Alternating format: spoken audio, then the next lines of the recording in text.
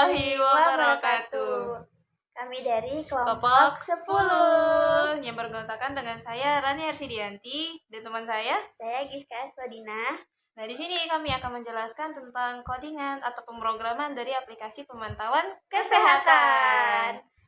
Jangan lupa disimak videonya ya. Halo guys. Enggak. Jadi di dalam aplikasi pemantauan kesehatan ini terdapat pemrograman yang berisikan dua kelas. Yang pertama ada kelas kesehatan dan juga kelas pemantauan kesehatan. Nah, di sini saya akan menjelaskan tentang isi dari kelas kesehatan. Nah, kelas kesehatan ini berisikan hitungan-hitungan awal dari hitung BMI-nya, terus juga ini tempat untuk menampilkan data dari data-data kesehatan dari usernya, dan juga kalau misalnya kita lihat ke bawah sini, di kesehatan ini berisikan juga tentang rekomendasi kesehatannya. Nah, di sini saya akan menjelaskan terlebih dahulu tentang fungsi penginisialisasian nilai awalnya atau fungsi init. Nah, di sini berisikan parameter self, nama user, berat badan, tinggi badan, tekanan darah, dan gula darah. Nah, di sini fungsi kenapa parameternya ini itu di semua? Ini berfungsi untuk untuk memberikan nilai awal untuk setiap parameter ini, dari nama user, berat badan, tinggi badan, tekanan darah, dan juga gula darah.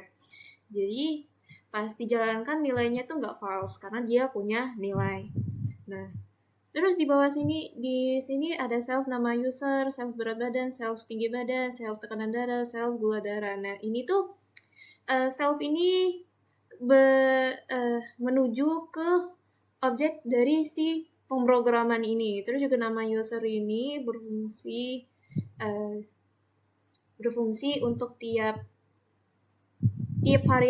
parameter ini dia tuh punyanya siapa. Jadi misal di self nama user sama dengan user ini, jadi nama user dari objeknya ini sama dengan nama user nanti akan dimasukkan oleh si user. Nah, begitu juga semuanya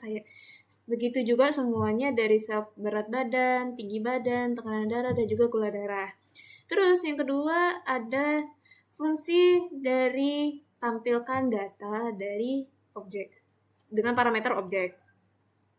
Nah, di sini berisikan tentang codingan yang nanti akan ditampilkan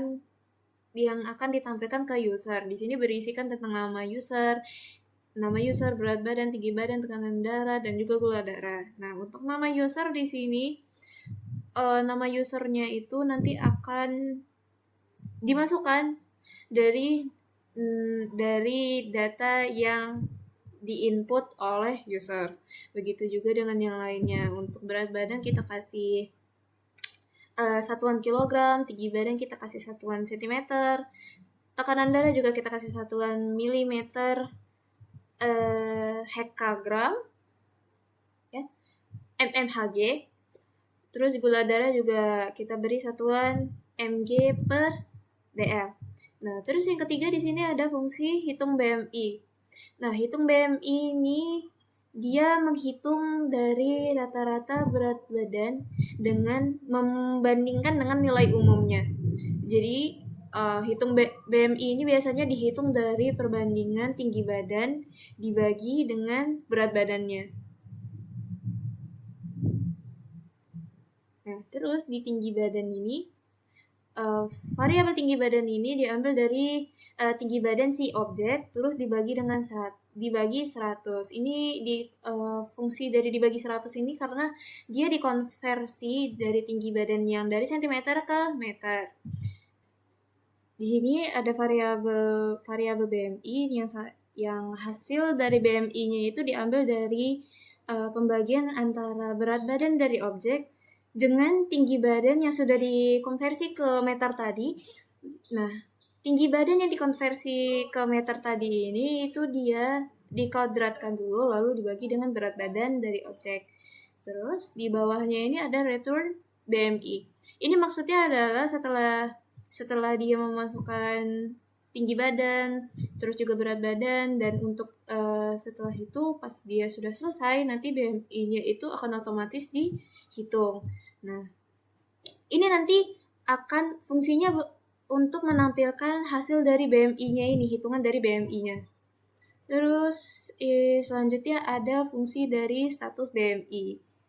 Nah, ini dia ngambil dari hasil hitung dari fungsi hitung BMI punya objek dari kelas kesehatan ini. Jadi variabel BMI-nya ini punya sendiri di sini, tapi dia ngasih tahu kalau misalnya nilai BMI ini tuh diambil dari fungsi hitung metode dari fungsi hitung BMI punya si objek pemrograman ini. Nah, di bawahnya kita pakai fungsi kemungkinan. If BMI kurang dari 18,5 maka return kurus atau akan memberikan output kurus. Terus kemungkinan yang lainnya 18,5 jika BMI lebih dari atau sama dengan 18,5 dan kurang dari 24,9 maka akan diberikan output normal. Terus kemungkinan yang lainnya lagi jika BMI lebih dari atau sama dengan 25 atau kurang dari 29,9 akan menampilkan berat badan berlebih. Nah, kemungkinan yang terakhir else-nya adalah jika BMI-nya ini lebih dari semua kemungkinan yang sebelumnya akan muncul output obesitas. Lalu yang terakhir dari kelas kesehatan ini adalah fungsi rekomendasi kesehatan ini. Nah, di sini sama juga dia rekomendasi kesehatannya ini tuh dilihat dari BMI-nya dan juga BMI-nya sendiri di fungsi rekomendasi kesehatan ini punya variabel BMI-nya sendiri, tapi nilainya dia ngambil dari hitung BMI punya objek pemrograman ini. Nah, di sini pakai kemungkinan juga jika BMI kurang dari 18,5 maka akan muncul output disarankan untuk menambah asupan kalori dan gizi. Lalu kemungkinan yang kedua, jika BMI lebih dari atau sama dengan 18,5 atau kurang dari 24,9 akan muncul output Anda dalam kondisi sehat, pertahankan gaya hidup dan pola makan yang seimbang. Kemungkinan yang ketiga, jika BMI lebih dari atau sama dengan 25 atau kurang dari 29,9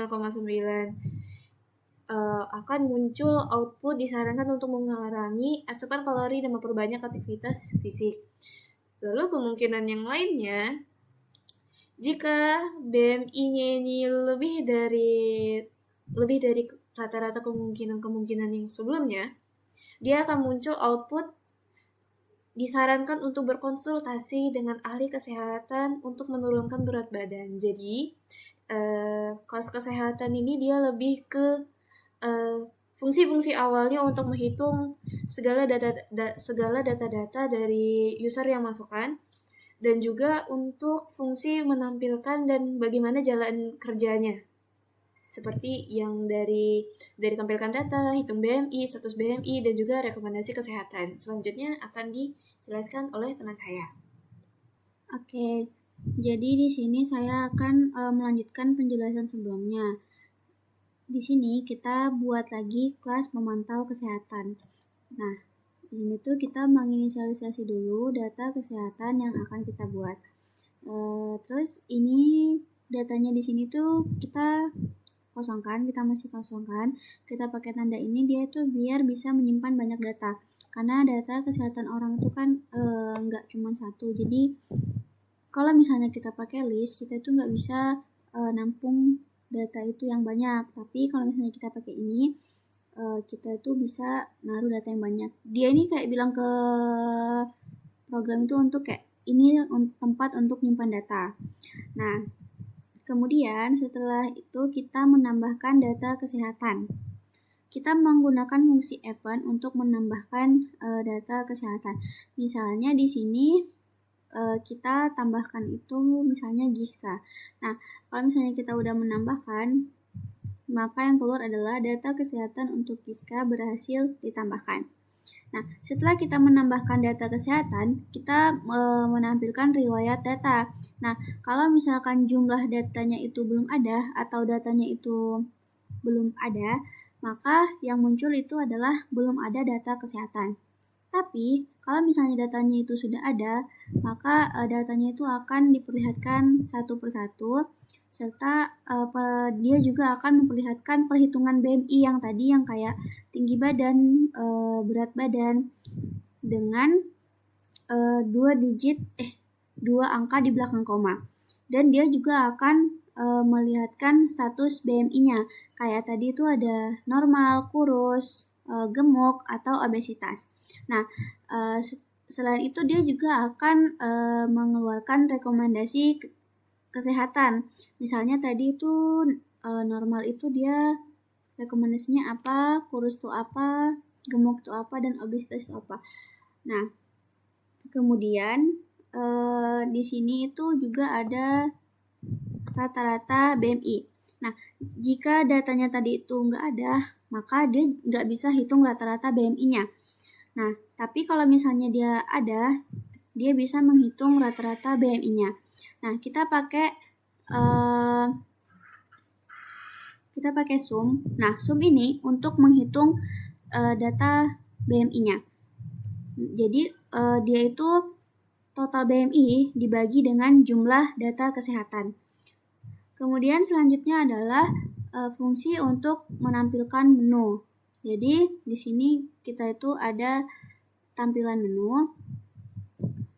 Terus di sini bakal keluar nanti menunya itu ada satu, itu ada tambah data kesehatan.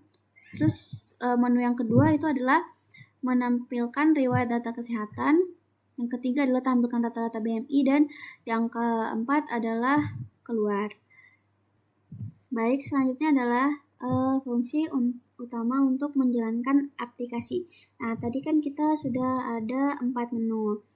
Nah, kalau kita pilih yang pilihan pertama, maka yang keluar adalah kita disuruh untuk memasukkan nama user, memasukkan berat badan, memasukkan tinggi badan, memasukkan tekanan darah, dan memasukkan gula darah. Nah, di sini nanti kalau misalnya sudah, mungkin bisa langsung kita coba. Ini terminalnya. Oke, ini pilih menu, kita pilih menu pertama, kemudian kita enter. Nah, misalnya masukkan nama user, misalnya kita masukin Rani.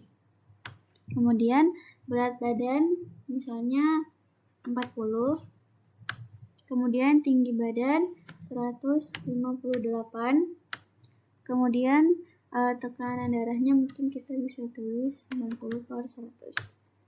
Nah, gula darahnya misalnya oke. Nah, terus di sini akan keluar data kesehatan untuk Rani berhasil ditambahkan. Itu untuk pilihan yang pertama. Nah, jika kita pilih pilihan yang kedua, maka yang terlihat adalah tampilan riwayat data. Kita pilih nomor 2.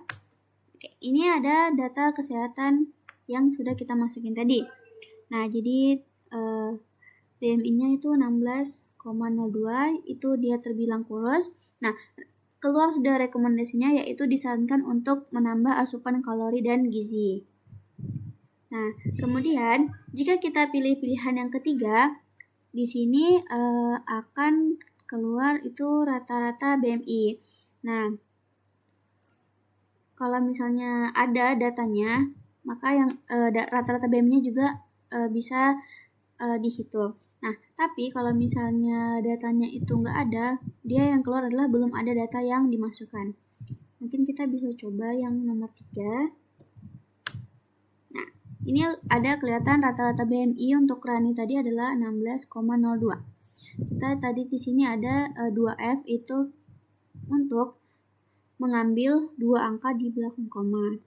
Nah, kemudian jika kita memilih pilihan yang keempat, maka yang keluar adalah terima kasih telah menggunakan aplikasi pemantau kesehatan. Nah, jika kita menggunakan pilihan selain 1, 2, 3, dan 4, maka pilihannya tidak valid dan kita disuruh mencoba lagi. Contohnya seperti ini, kita tulisnya 5. maka pilihan tidak valid silakan coba lagi. Tapi jika kita pilih 4, kita akan terima kasih telah menggunakan aplikasi pemantau kesehatan. Baik, itu saja yang bisa saya jelaskan. Kurang lebihnya mohon maaf. Terima kasih. Terus di sini ada terakhir, ini adalah sebuah fungsi untuk menjalankan aplikasinya ini semua. Jadi ini semacam kayak tombol powernya dari pemrograman ini. Jadi kalau misalnya pemrograman ini tidak dinyalakan, dia tidak akan memunculkan apa-apa. Makanya misal kalau misalnya kita ini hapus, dia tidak akan muncul apa-apa, tapi tidak ada yang error. Makanya fungsinya ini adalah semacam tombol power untuk aplikasinya. Sekian, terima kasih.